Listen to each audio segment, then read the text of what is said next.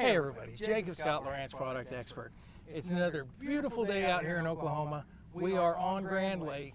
It's the 1st of August. It's unbelievable. The temperature, nice, isn't it? the It's temps nice. today are like been in the 70s, 80 degrees. It's nice out here. We've been on the water since about noon today. I have a special guest. Some of you guys may know this face. Edwin, the man himself, E squared. So, first off, we got to say thank you very much to Bass Pro and Cabela's for helping us put this on. You know, we wanted to get out here on the water, talk about their product, talk about their pros, what's been going on. You know, we've had a lot of stuff going on in the world lately. Don't forget, when you get out there and you take those pictures on the water, hashtag Anglers Unite. There's a lot of cool things you can do also. Don't forget to check out the Lowrance YouTube channel, the Bass Pro YouTube channel, the Edwin YouTube channel, because that thing has some really good content. This man's teaching you his secrets. And I did catch a whole bunch of fish in one of them videos right out there about a month ago. Exactly. Yeah. So, I mean, don't forget all the social media outlets, you know, YouTube, Facebook, Instagram. A lot of information out there for a guy to learn. I mean, between all the resources, you know, Bass Pro Shops and their one source and Lowrance and all the things you've been doing through all your teaching stuff. Heck, I like going on there and getting refresher courses on, hey man, how do I, do, the contour shading right here. Like all the time I have people asking me, I was like, man, check out Jacob's videos. He'll tell you exactly how to do them. So. Exactly. And you know what, we have fun doing it. We try to do it year round. In the summertime, it's always like, hey, what's the temperature going to be? Are we going to water today? And today, it's like we looked at the weather and we're like, 70 degrees. Yeah, we're doing and it's it August. It's August. I know, and the yards are green, the trees are green. Yeah, it is. I mean, it is amazing out here. So, hey, don't forget, everybody that's watching this, throw those questions that you have in the chat. I'm going to answer questions. Edwin's going to answer questions. You know, we're out here to have fun and help you guys and, provide a little information. This guy's the man. Like, my first thing I do when I get my nitro, I get my new Lowrances. I was like, hey, Jacob, what are you doing tomorrow? You want to go fishing? And it's always like in January. And I was like, and I got to like twist his arm. He's like, oh yeah, I'll go. And I'll get him out there and he'll get me all dialed in. And I'm thankful for those days on the water with you. So he knows his stuff. And that's why I'm saying you better watch his stuff. He can help you learn your stuff because you help me all the time. Well, I appreciate it. And I enjoy helping you guys out. That's what I'm here for. Yeah. It's amazing the number of anglers that I talk to throughout the year. My Facebook gets blown up by people. It's like, hey, you're Jacob Scott from Lowrance, right? And I'm like, yeah. I got a question if you don't mind. I'm like, hey, I'm here to help. You always do. Here to help them out. And I've called you late at night, early in the morning, and I'm like, hey, I need to know how to do this, and he always answers. So I like those 1 o'clock in the morning guys. Are you up? Yeah, I wasn't, but I am now. I'm always up. I love answering questions. So speaking of answering questions, I mean today. We've got your boat out here. We're gonna talk about some stuff and maybe see if we can find a fish or two that wants to play. Yeah. So I mean, let's just go ahead and start talking about it. Why don't you talk to us about your equipment and how you got it set up on this beautiful nitro? Okay, so I'm in my Nitro Z21. This is my office. This is where I make my living, feed my family. This is my domain. I love my boat, everything about it. How I've got it set up, I've got a big boat technology mount here where I've got two 12-inch screens side by side. The HDSs, I love these things. Just what you guys have done with them is just amazing. I said, and people ask, why do you have so much? Why? Well, because I like how I got it set up. You can do all this, and I don't want to I see young anglers out there. I see somebody that says, man, I can't afford all that. You don't have to have this. Just because I have it, yeah, it's awesome, it's great. The reason I have it is because I can just put more panels on 2 screens. I can do all this with one. So if your budget's limited, I can sit here and take the pages down, and we can put this thing and put it in a 4-page panel, and I still have my map, my sonar, I still have my side-to-side right there. But basically how I've got mine set up, I've got my map right here, my 2D sonar. I've got my side to side right here, and I've got my down scan right here. You know, through my pages though, I have a lot of other things that I use. I use my you know, and I'm diving off into lots of things here, but I use my mercury gauges. Like when I'm running across the lake, you know, I pull this screen up that I've got a module up underneath my dash that I hook this thing straight into my motor, and I love it because it tells me exactly how much fuel I've burned, how much gas I've got left, my RPMs, my speed. My most important thing, like I just got back from lacrosse, if you guys watch any of that stuff on live, is my engine temperature. I've got it set up right here. You can see these 3 black dots. It's not giving me the temperature of my engine right now because I don't have it turned on.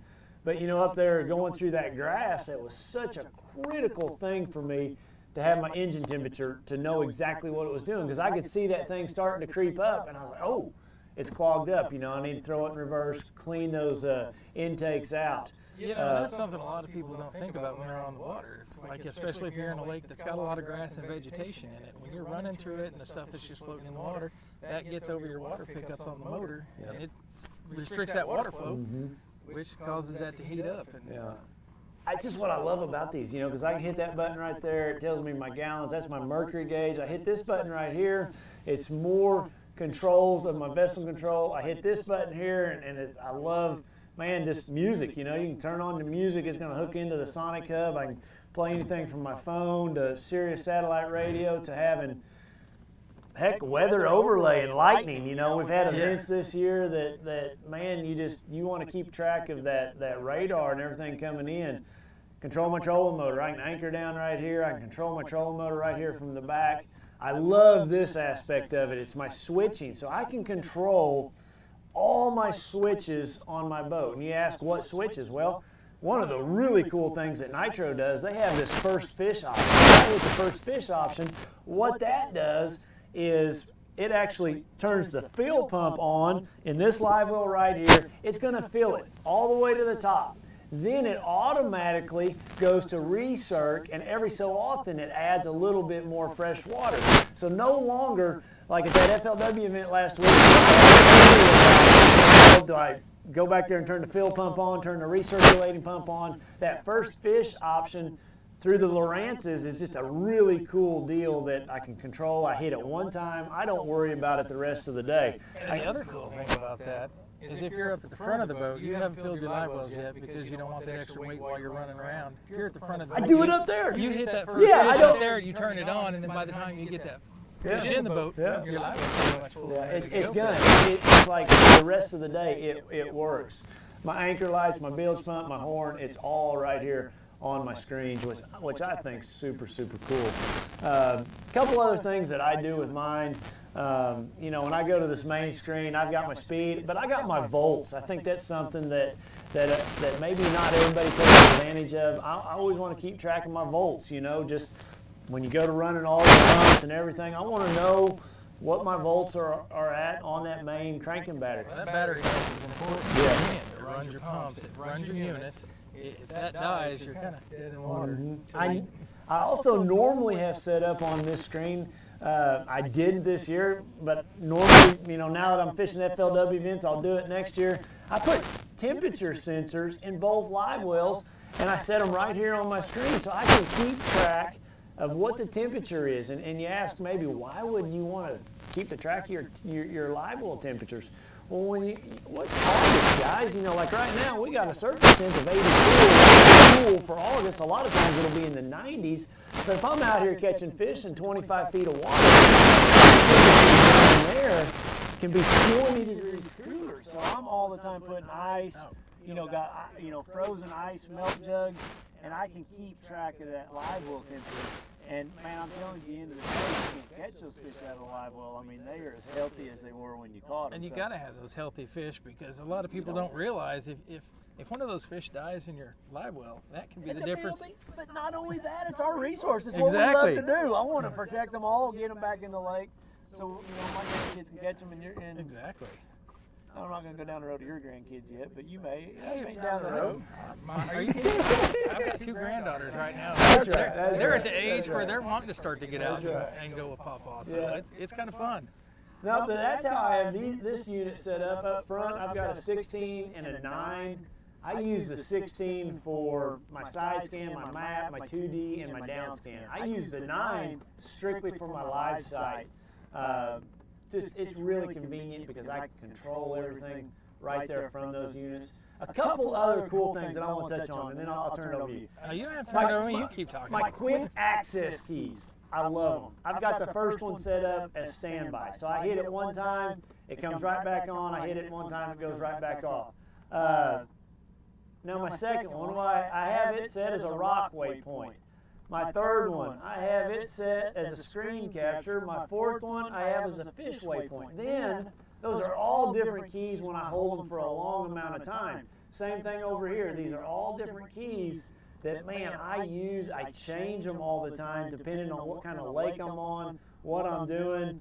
But those quick access keys, when you guys put those on, as a game changer. It was. Game changer. And again, we talk about this, every year we bring all of you guys in and we're like, what do you like? What do you not like? And every year you guys are like, man, you guys need to put a key on there that does this, and you need to put a key on there that does that. So we just said, all right, we're going to put these keys on here and you can make them do what you want them to do. Super cool for me. I do have to pick on you for a second. You were talking about the front of the boat and you totally forgot something. Oh, the Ghost. Yeah, is that what you're doing? Yeah.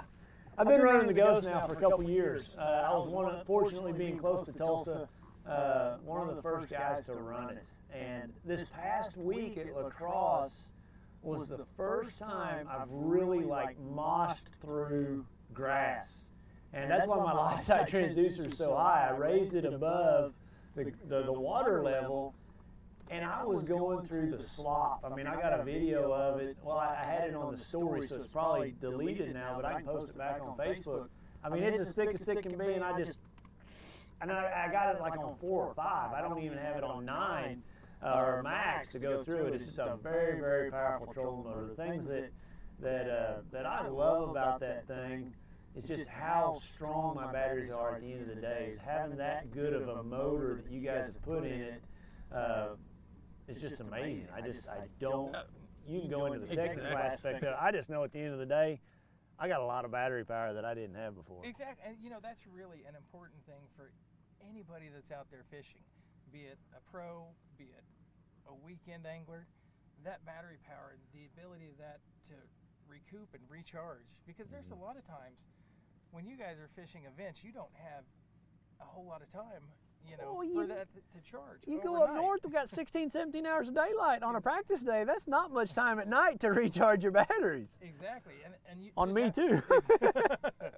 Both. Yeah. But the ability to have faith that when you get out there, you went all day 1, you went all day 2, you went all day 3 for practices, and you didn't have any problems with that trolling motor. Your batteries didn't die on you. I mean, that's the beauty of that of that brushless motor in there, and the fact that it does 24 volts. It does 36 volts. If I tell people that all the time. They're like, "What? You can put this on a 24 volt?" I was like, "It's the exact same motor.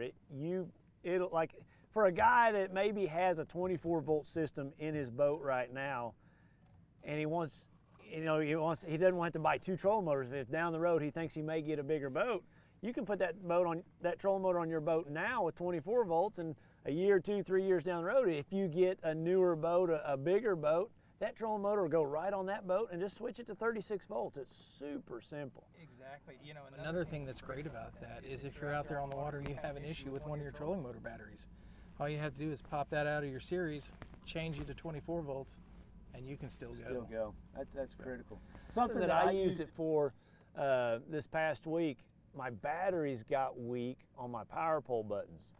I've used those power pole buttons so much, so I set my quick access keys on my trolling motor to where I could just hit them with my thumb. My next question was. Well, I could just put my power poles down because I got to get the batteries replaced in my buttons for the power pole. And then the event before that, I was fishing around a lot of people over there at Sturgeon Bay, and every time I got a big bite, I didn't want to reach down and hit my waypoint button, so I made that access key on the bottom right.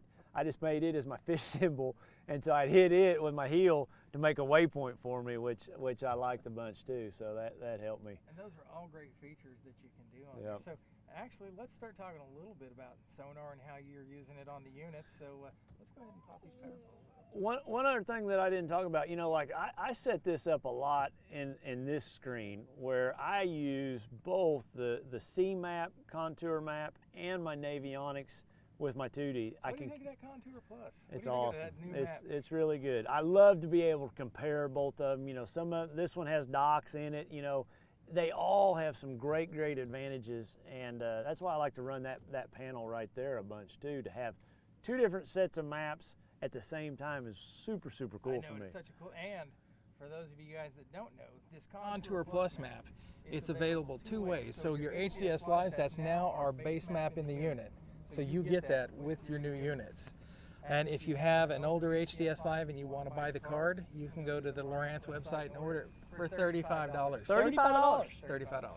Sweet. So starting in April, anybody that buys one of these, they're going to get that map in their unit. So yeah, basically the dealers have to sell through the stock that they had, but anything new that we started producing is being produced with that That's a map. good So deal. yeah, And that covers the entire United States. yes. Anywhere somewhere, that's cool. It's a good map, guys. Super good map. All right. Well, let's. We're gonna start moving up here a little bit. We'll start talking about some Sonar stuff. All right, so we're in the back of a pocket right now, and this is where I feel like fish are going to be coming to starting in September. You know, I think fish start to make that transition more on the daylight. The amount when our days start getting shorter, that's when fish start making transitions. Just like in the spring, as the days get longer, yeah, it warms the water up. But I think the number one factor is the hours of daylight in a day is what is a trigger too to some of these fish. So just starting in the back of this pocket, you know, some of the things that I would look for would be some of these secondary points, you know, that you would have back here. Fish schooling out off the end of them, rock piles. You know, we're going to go over a really good secondary point right here where we're at. You can see some really cool rocks, you know, and I'm in 10 foot of water, so I've got it set to 100 foot, viewing left to right. But you can see right out here, I mean, they're just some really nice sized, basketball sized rocks. You know, I got a big stump right there, got a little bit of a brush pile right there. What But do you think of that new active imaging transducer that we put out? you guys did right with that thing. You know, that one and the 3-in-1, I love both of them. So that's the great thing, you know, we have the availability, the 3-in-1, which has your 2D sonar, your down scan and your side scan on it. And then especially The advantage of that, just for somebody, like if you got an aluminum boat, that 3-in-1, you know, you can't have a through hole a lot of times, or it doesn't work as good. Exactly. So you've got that 2D sonar in that 3-in-1, so you got your side to side, your down, and your 2D all in one. It makes a really simple installation. It Go does. ahead. It makes, Yep. it makes a really clean installation. Yep. So you have the 3-in-1. And then for the bass boat anglers, the guys that like to run out there and go fast, you don't like to go fast, do you? Oh yeah, I just like to go fast to a fishing location though. You got to get there to catch them. Yeah. So what's really cool about that is we also have the 2-in-1, which is the down scan and the side scan. So you got your glassed-in transducer in the hull, so that you can run on pad, Yep. and then you can put that 2-in-1.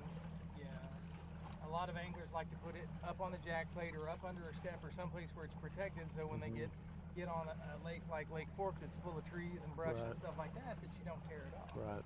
So we have all of those abilities and capabilities out there, and it just makes your job easier. Yeah, you know, one thing I like about that 3-in-1 also is I've got a glassed-in transducer. You know, people ask how do you install a transducer? We can get into that later, but now with that 3-in-1, it gives me a backup transducer. So if I had ever an issue, I accidentally cut a wire, a battery got loose, whatever it may be, now I've got a backup transducer to the ones that I've had. Right, and that's so important. Yep. Again, this is your office. This is how you make a living. So having those backups is really, really important. And you know, people talk about the size, having 12-inch screens, having two 12-inch screens. You know, people say, well, isn't that excessive? And like you talked about, this is your office. It's That's how I just make like- my it's living. just like I don't it's- feel guilty about it. Exactly. Yeah. You know, anybody that little works in bit. an office that spends a day on a computer, I know, me personally, I've got two 21-inch monitors that I use at the office, so I can put stuff here and stuff here, and I can see everything I need to do my job when I'm in the office. But, and I also, we got the Fall Hunting Classic coming up at Bass Pro Shops, August 6th. And one of the great sales that they got going on is that Elite 2 Ti. Elite Ti 2. Yeah. They can do it with that too. You don't have to have, there's a lot of features in that unit as far as seeing fish and having maps and some of that stuff that Exactly. you might not have it all. So, But I feel like sometimes as an angler, I tell people they've got to have this to go do what I do or to catch fish. That's not necessarily true. I made a lot of money back in the X75 days, Oh, yeah. X85 days. exactly. The Ti2, since you brought it up, a great feature of that is the ability to do the wireless networking with two of those units. So instead of having to run an Ethernet cable from the back of the boat to the front of the boat, That's cool, yeah. you have the ability, if you've got a smaller boat, you don't have to run all the wire and stuff like that. It gives you the ability to have a nice clean install. Yeah. The only wire that you would be running up to the front of the boat would be a NEMA 2000 if you had a NEMA 2000 network for .1s and things like that. Right. But since we're talking about NEMA 2000, let's go ahead, let's just shut it down Kill here your, for a minute, Andrea. put your units in standby. I'm getting, Yeah, we're getting all kinds of good stuff going on. This thing's got so many. Exactly. So, let's talk about, since we talked about sensors and stuff, let's talk about how this boat's rigged. Let's talk about what you have on here. Let's talk about what's Ethernet or what do you have NEMA 2000. Let's talk about the sensors and things like that you've got on here. You talked about it a little bit earlier when you talked about the Livewells. Right. So. No, I've got, like I said, I've got temperature sensors in each live well, which I think is really critical just to protect my fish, to keep fish alive. I obviously got, now in a lot of the transducers, there's a temperature sensor, in the transducer. I've got one up there on the trolling motor, just to know what the water temperature is. That's kind of a critical, component. What other sensors are you thinking? One of the most important ones you forgot about, that .1 antenna. Oh yeah. That thing's pretty critical. That is critical because when I am sitting on a spot and I want to make an exact cast and I want to be like on that the tip of a needle, it keeps me there. That thing updates you can go into how much it updates. It updates like crazy. So it's really critical when I'm out offshore fishing. Let's say I'm up north and I'm dropping on a rock that's the size of this console. I can keep on that rock, or I know exactly where that rock is or how far I am from that waypoint. Those are some of the reasons that I love that .1 so much. And we'll talk about the features of the .1 that lets you do that. Number one, the GPS in it. It's a 10 hertz GPS, so it refreshes like 10 times a second.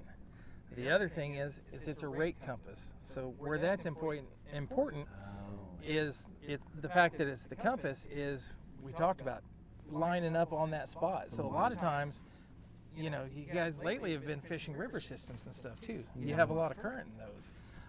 We can also have the current out here in a lake when they're drawing down at the dams and stuff like that. So if you were to pull up on a rock pile or brush pile or something and you've got it right in front of you and you didn't have a .1 or some type of heading sensor on the boat, if you start to drift backwards, your map flips around. So with that heading sensor on there, it says this is the front of my boat, this is the way I'm going to stay pointed.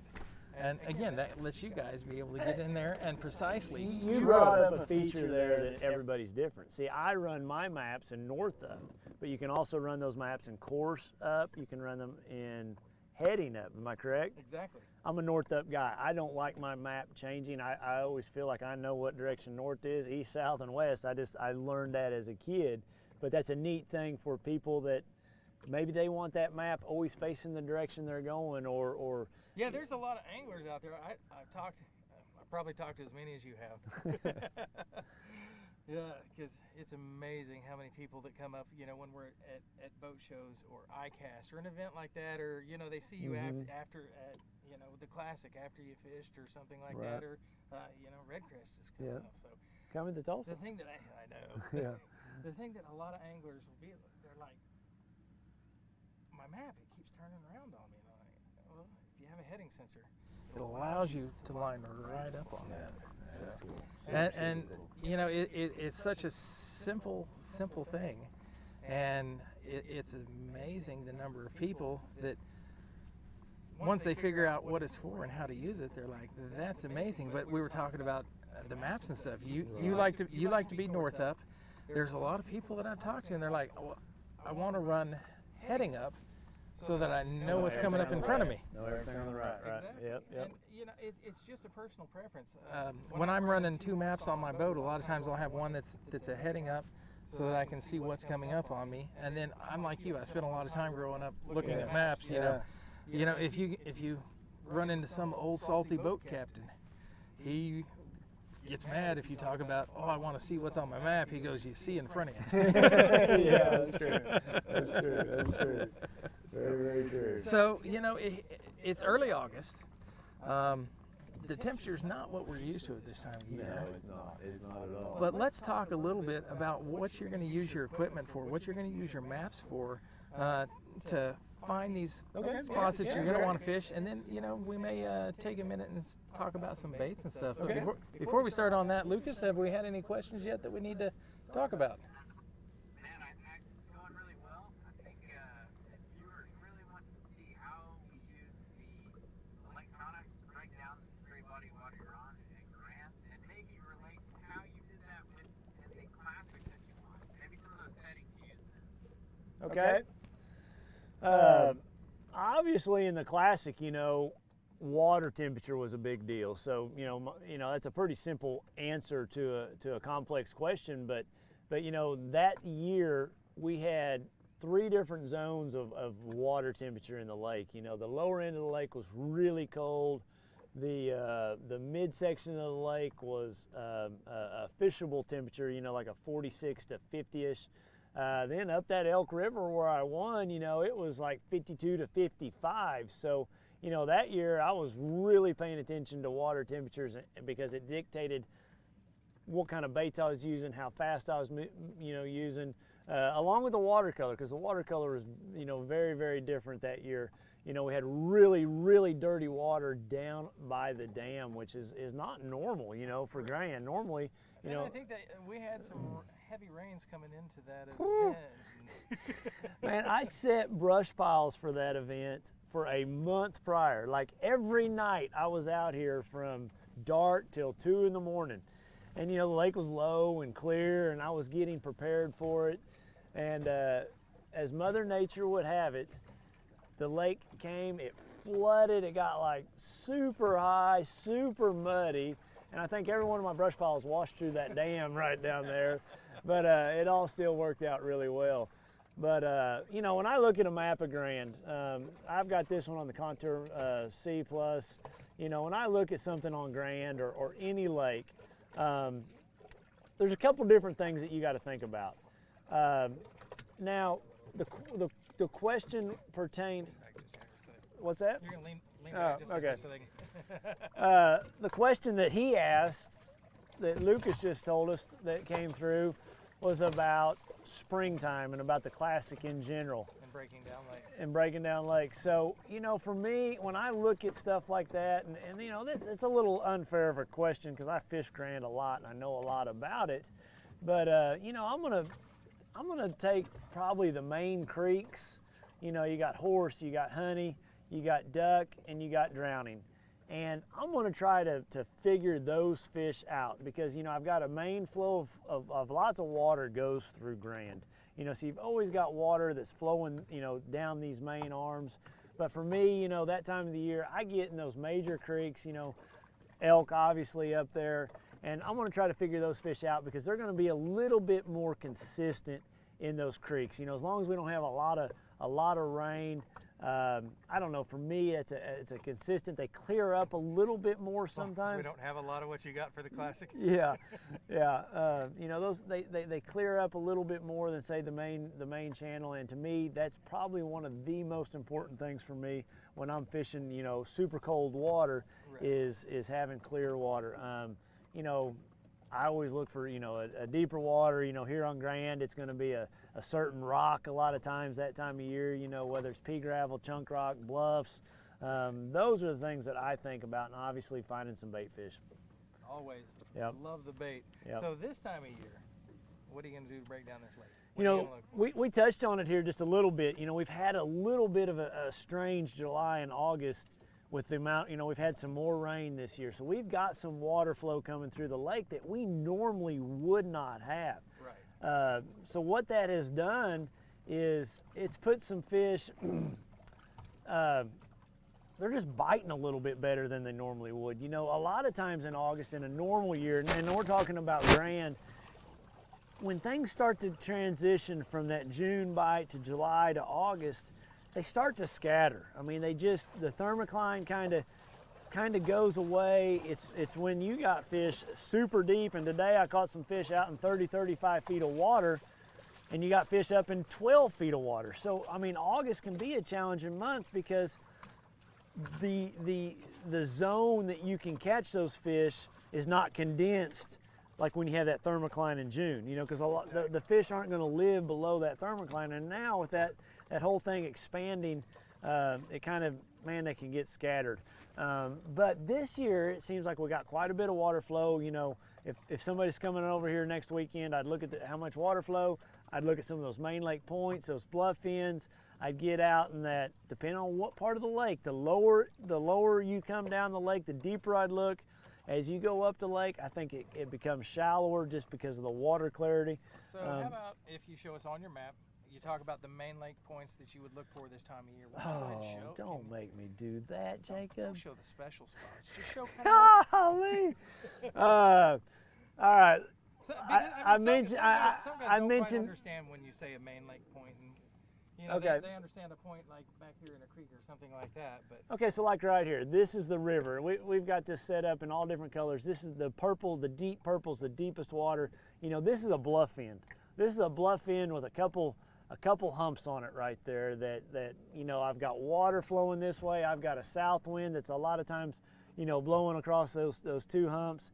Those are really good humps, you know, as I zoom out right there, that can be really good places to fish. lean back just let's zoom back in and lean back just a hair so they can. I'm showing you, you've got a bluff, you know, that comes out right there that transitions to a gravel point that you know, it's just a good bluff end point. You know, another bluff end point could be that one right there. I like that kind of stuff this time of year. Stuff that long points that go way out, that those fish can be deep, they can be shallow in the morning, that they can move on. That kind of stuff can be really good. These big long points that come out, like this one right here, like this one right here, that kind of stuff can be really good. You know, some of these points that come off this island, that stuff can be really good.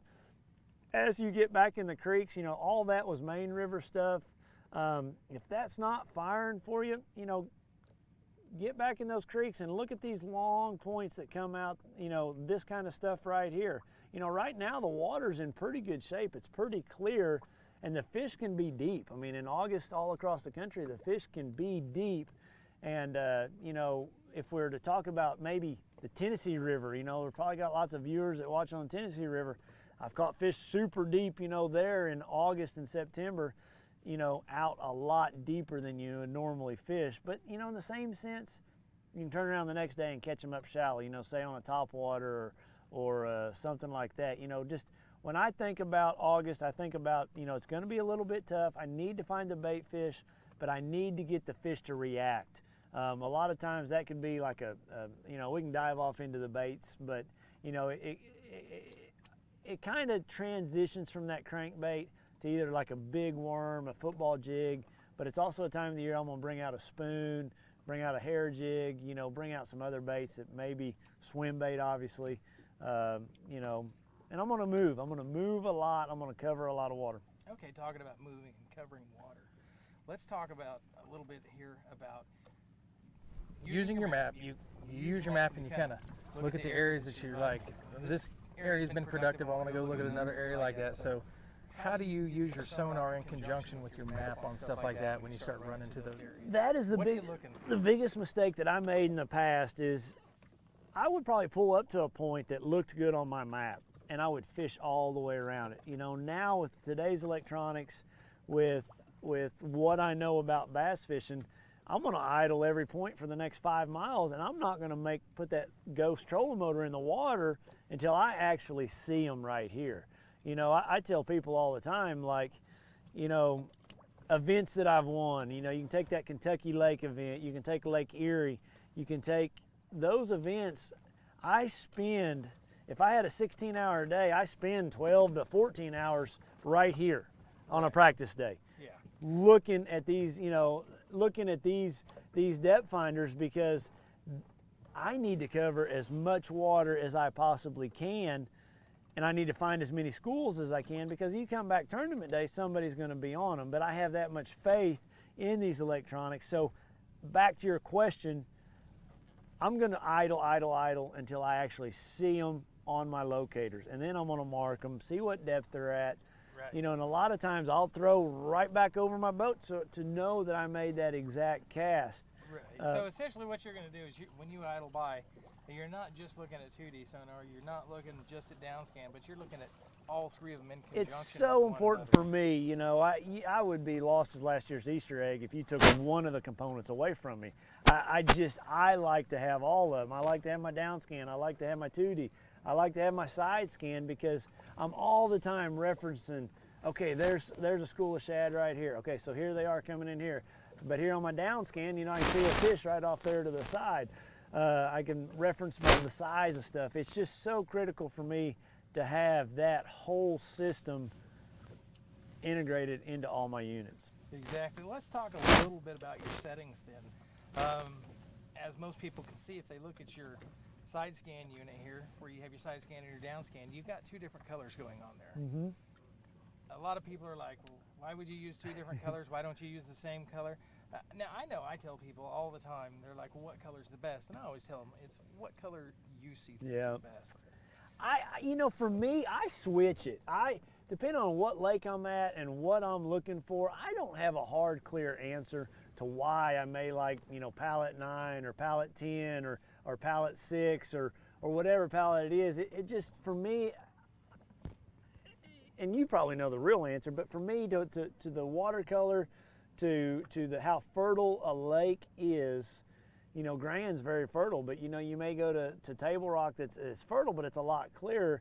I experiment with the palettes to where whatever the watercolor is, whatever the temperature is, to where that palette works the best for me. And it may be different for, like you said, anybody, but you know, I go to the Great Lakes, I just change them, just because for me, you know, on any given lake, I feel like, oh, I'm seeing stuff better on this palette. And you know, that's actually the most important thing you said there. It's experiment. See what you like. See what looks the best for you, for the body of water you're on. I know a lot of people say, you know, you see it online all the time. Well, what's the best settings? What do I need to set my unit at? I just got a new unit. Right. And I tell people all the time, I was like, I would put it in auto, and I would go out there on the water. I would see how things look to you. You know, the color palettes. Select which one you like the best. Select which one you feel like you're seeing stuff on. And you know, that's what the important part is, because what is really clear to me, and I like that Baja Blast is what we call that #1. It just kind of looks like the Mountain Dew Baja Blast. Is why we kind of call it that. But the thing that, for me, I feel like I see everything on that one the best. Now, there's times I know if you're fishing a lake that you're looking for shell beds and stuff, that palette I believe it's #4. It's like that bright green. Yeah, #4 there. Yeah. If you go across a shell bed on that, it explodes off the screen. Yeah. So, I like that. I use that palette quite a bit. That one and #7, and I experiment with a lot of them. I just find that one in a particular lake can be better than another. yeah, and again, it's all about. That's the Hulk green one. Yeah. Excellent. So, all right. Something else that we didn't touch about that I used a bunch this past week was the photo overlay. You know, you know, having Google Earth, having that in my unit. You know, another thing that I've been experimenting with here a bunch is actually hooking my cell phone up and zooming in and out on Google Earth, you know, through an HDMI cable, something you taught me how to do. On our 12 and 16-inch live units, they have a USB port and an HDMI port on the back of those. And we put those in there specifically. It came from, again, our anglers, our tournament anglers, I've asked for it for a little. most. Yep. I want to be able to look at my Google Earth, so we gave you the way to actually plug your phone in, be able to pull up Google Earth, look at it on your screen. You know, you can. I wish we could control it, but we can't have that ability right now. But the ability to look at, you can see where just you're at a on the bigger map. picture, because Yeah, I'm you all the get that- time, you know, before down here trying to get my phone out of the light, you know, underneath the console. Now I can see it up here. I can see it so much better. But so many people think that these are just for deep fishing, just for seeing fish. Man, I'm at La Crosse where you're not ever catching one deeper than this, and I'm using that Google Earth. It's just as important to me there as it is here when I need to see fish deep, you know, or to see a brush pile or a rock or whatever it may be. And you know, Google Earth, it's one of those great tools. All of this is just tools for us while they're out fishing. You know, one of the tools that we've talked about in the past is using that Google Earth and going back and looking at those historical images. Oh on yeah, lakes. let's not go there. We don't. That's a secret one. But you know, it gives you the ability to go back and look and see Yeah. a lake. You know, maybe before it was impounded or when the waters were low. There's all kinds of things that you can do with these units. So, you know. Now I say that about that secret one. I actually got a YouTube video coming out in 2 weeks about that. So what he's talking about is just going back in time, because man, these lakes fluctuate so many times. On that Google Earth photo, you can find a photo that shows the lake 12, 15 foot low, and you know. You may find a house foundation. Oh, a road, a bridge, a bridge. Drop your waypoint on there. You rock create pile. Create you some Yep, waypoints on yep. Google Earth, and you can import them into the units. It's really cool. I taught this really great guy that knows how to catch fish. You did, and that's been some of them texts, you know, years back. Hey, are you up at 1 o'clock in the morning? Because I will spend hours upon hours. Like, I'll fish all day, and I'll spend all night finding the waypoints that I'm going to fish the next day. And I'm going to dive off into that some on that YouTube deal that I got coming out. So you guys be on the lookout for that. But what else are we going to talk about, brother? Well, look at. I got a question for you guys. I think the viewers would like to see how you find something on Sonar, potentially mark it as a waypoint, then approach it with the trolling motor, and how you can kind of attack an area, search to attack an area. Okay. We'll do our best. We got another boat tied up to us here, but yeah, let's just idle right down here over this point. And you know, the one thing that I use a lot, so let's say we're idling down this point or idling down this bank, and I don't want to mark some, let's just say this brush pile right here. I mean, there's so many brush piles on this lake. I like to use the numbers down here. You know, that's 57 feet to my left. I'm all the time putting my cursor on the waypoint. Like, you know, let's say like right there, I turned around. I can put that cursor right there. Well, that's 83 feet right in front of me that I'm heading. You know, I've got my course extension line right here. You know, another thing that I do a lot is put the range rings on here. I don't have it on here right now, but that tells me how far away an object is. And it always helps me reference how far do I need to cast to hit the target that I'm hitting. Yeah, that's one thing that I was just going to say. If you were to, we've got a couple of either rocks or tree stumps out there. If you were to drop a waypoint on one of those, We got a perfect brush pile right Yep. there. So if I zoom in on that, if you guys can see this, you know, that's a brush pile. You know, they got a log with 2 branches coming off. I put a waypoint right dead smack on it. I'm gonna make a waypoint with the little tree symbol right there. I gotta zoom that back out. There's another brush pile, another prime example of a brush pile. It's not gonna be a big glaring, it's just a log. All the branches have wore off of it.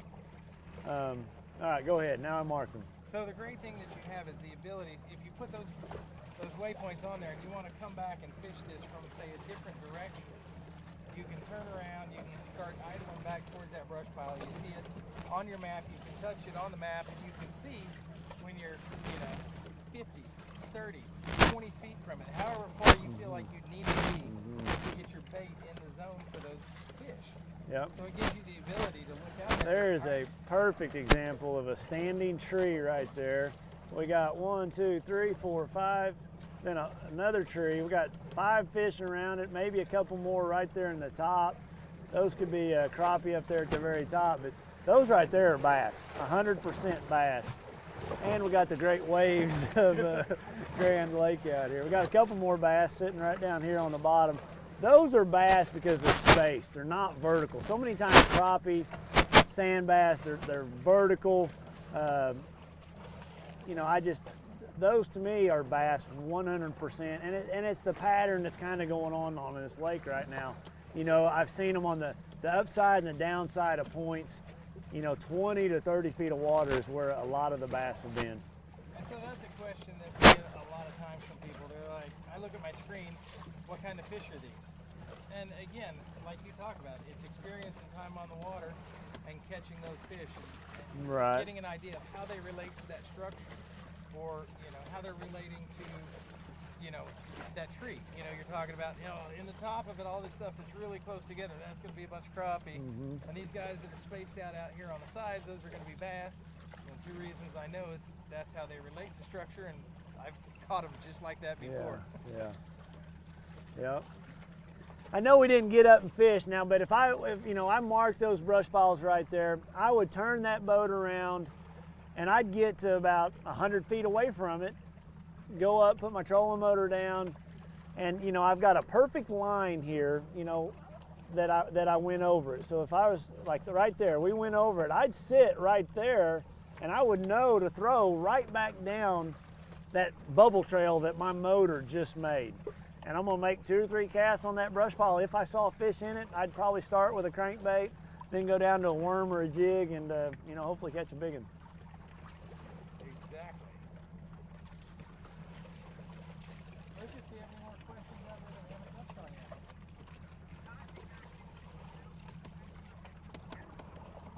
More fishing, or we start to think hunting? What's next on your schedule? More fishing or hunting? Hey, now September 1st, dove season opens up, and my son is an avid dove hunter. He loves it. He loves to deer hunt, and he loves to dove hunt. So super fired up about that, about coming up. You know, and that's something we can touch on. You know, we partnered today with Bass Pro Shops. You know, this is a big Bass Pro Shops, Lowrance, great partners.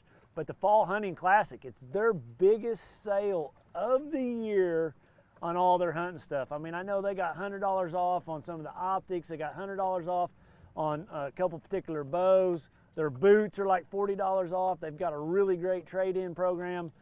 Some of their boots, you know, sold for mates, sold for, if you can bring some gently used boots in, they're gonna repurpose those boots to people that need them. Plus you're gonna get 40 bucks off. But they got some great sales going on for all the hunters out there. You know, we got deer season coming up. I know you've been planting food plots. You've been showing me pictures. We've been working on I'm them. really upset at you because I haven't got started yet. I've been on the road, but I can assure you me and Kate are going to be out there planting food plots here in the next few weeks. But I guess we also got a good sale on that Elite 2 TI, don't we? Yeah, the Bass Pro has the Elite TI2 on sale during this the Fall Hunting Classic. You know, people are like, well, why would you sell a fish finder during that? Well, they go great on duck boats. Yep. So, I've done some deer hunting, trying to get to deer hunting spots using a depth finder too. So, well, you know, that's another thing, and that's, you know, we talk about all the uses for these. I have a 7-inch HDS Live in my side-by-side. yeah. I've got, you know, topo maps in it. It gives me the ability to drive the trails, mark the trails. You know, one thing I did this year is while we were spraying the food plots and spraying the weed killer on there, I had that up and I had a trail running behind me, so I make sure I covered the entire food plot and got everything sprayed. So, you know, while these are designed for fishing, they're also designed for the off-road use too. They're great for that. So that's, you know. So much of that stuff that we do hunting is in the dark. You know, getting into the duck blind, getting into the deer stand. Exactly. You know, see, I've got a trail from the last time that I was in there that I can follow. You know, a lot of times I got my lights off. But no, there's some bass right there. I would almost bet my bottom dollar we're sitting on top of it. You know, that's what they look like on 2D. That's what they look like on down scan. You know, if I was to pause that right there, just a good comparison. You know, and we're not moving right now. You know, we're moving very slowly, so that fish is elongated to where, you know, here on the down scan, it's a completely different sonar. But a couple great examples right there. Okay, so now that we found some fish on the sonar, what would you do to try to catch those fish right here, right now? You know, this time of the year, They're popping in front of us. The schooling right there, yeah. That's the ones we just came over. I'm always going to have a crankbait tied on just because I can cover water, I can trigger a bite. For me, it's going to be a deep diving crankbait like that Berkeley Dredger, that 25.5, you know, on 12-pound test on that 710 cranking Bass Pro rod. You know, I've got it on that big Johnny Morse reel, the big one that holds a lot of line because I want to make a really long cast. But you know, if I was just to grab a few of these other rods right here, and I'll just slide them back just to show everybody a few things. That one got broke off earlier in battle. You know, we just got a football jig. You know, whatever your favorite color. Mine's. Up above so you can see. Oh, mine's just a peanut butter and jelly. I got a chigger crawl right there on the back of it. You know, you can see that thing did battle today. It caught some fish. Chris actually caught a really, really nice one on that. I rigged that on a 7.3 heavy action carbon light rod, a platinum reel, 8:3-to-1 gear ratio reel.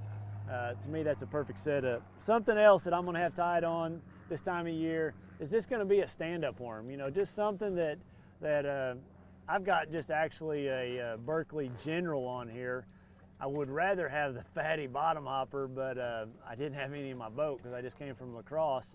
You know, but just like an 8-inch straight tail worm, just a great bait. Just, you know, as things start, you know, you know, this time of year, fish have been fished for a bunch. It's just a bait that I have tied on that I can work all the way out to that 30-foot depth.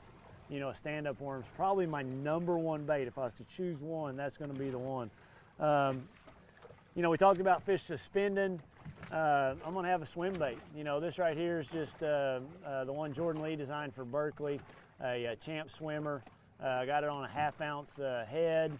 Got that on 14-pound test. I put that on a slower gear ratio reel, a 6:8-to-1, so I can get it a little bit deeper, keep a constant speed. Again, I got it on that same rod, that 7.3 heavy. But no, that's a bait that I'm going to have tied on this time of year. Another bait that I would have tied on that I don't have right here is going to be a spoon, just like that Nitro Flash Bass Pro spoon, or just whatever your favorite spoon is. Lake Fork makes a good one.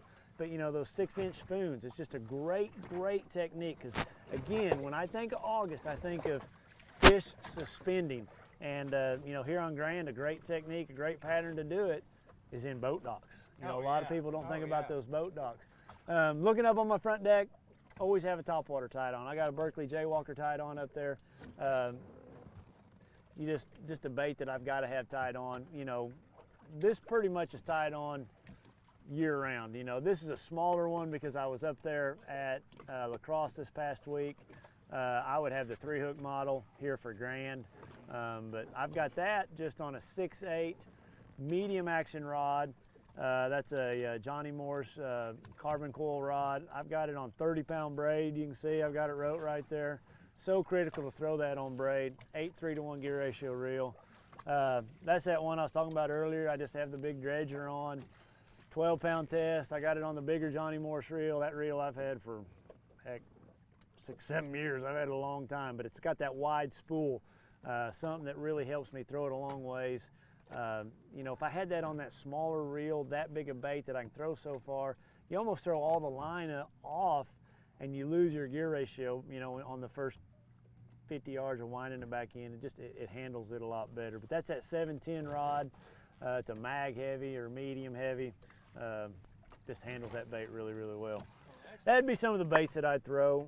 I'm sure I'm leaving some out. You know, that's kind of for here at Grand. You know, let's talk if we're at Table Rock. You know, a drop shot, a spoon obviously is going to be a big deal there. Ned rig, Nico rig. You know, some of that stuff also plays this time of year. Yeah. You know, August gets kind of tough, but I think why it gets tough on us anglers is because those fish suspend. And, you know, I didn't even touch on a hair jig. You know, caught some fish earlier today here on Grand on a hair jig.